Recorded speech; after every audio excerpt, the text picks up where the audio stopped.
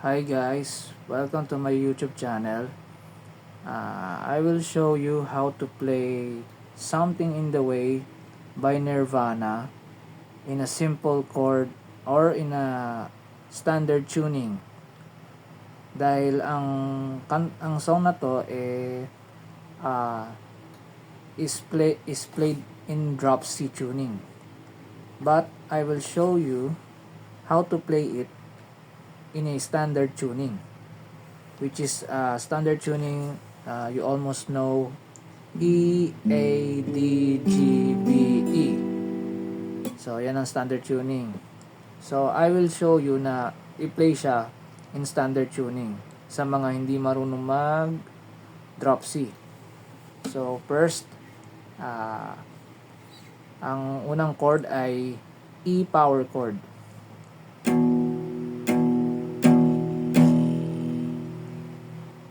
Paano ang E power chord? Una, ang 6th string open, then yung index finger mo, lagay mo siya dito sa second fret of the 5th string. Then the rest of all the strings from 4th to 1st string, all are dead strings. Or you can also add a 4th string also to do a E power chord.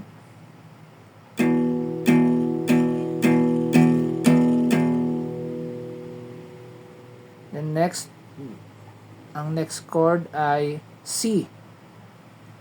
So pwede niyo siyang i-play ng makapal na C na power chord na parang naka-drop C kahit hindi ka na nagda-drop C. Usually kasi pag C power chord, eto. Pero ipe-play natin siya sa mas makapal na tunog ng C. So paano gagawin?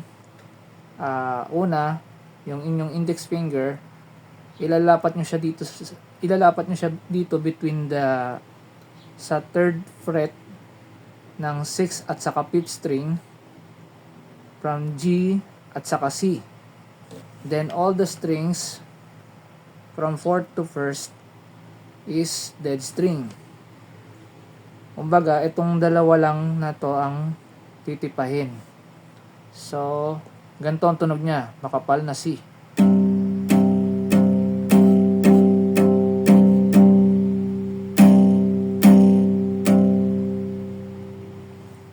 Usually, ang tawag dito sa ganitong power chord ay inverted power chord. Dahil yung kanyang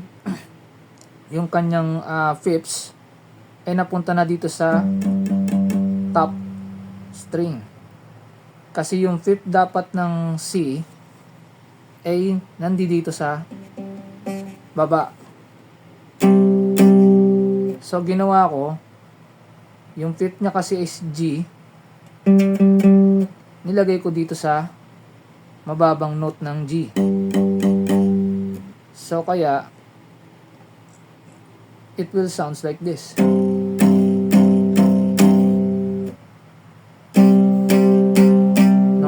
Normal power chord, then inverted power chord. So kabuuan ng chords ng Something in the Way is like this.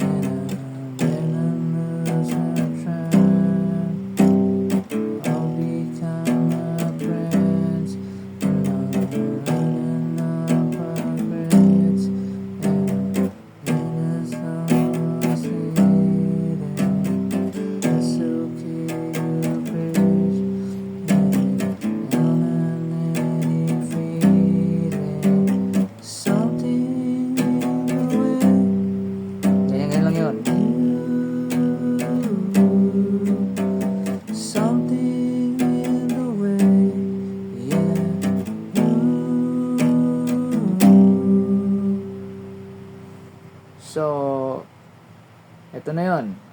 Simple chords ng Something in the Way by Nirvana in standard tuning. I hope you like it, and please subscribe to my channel. Thanks.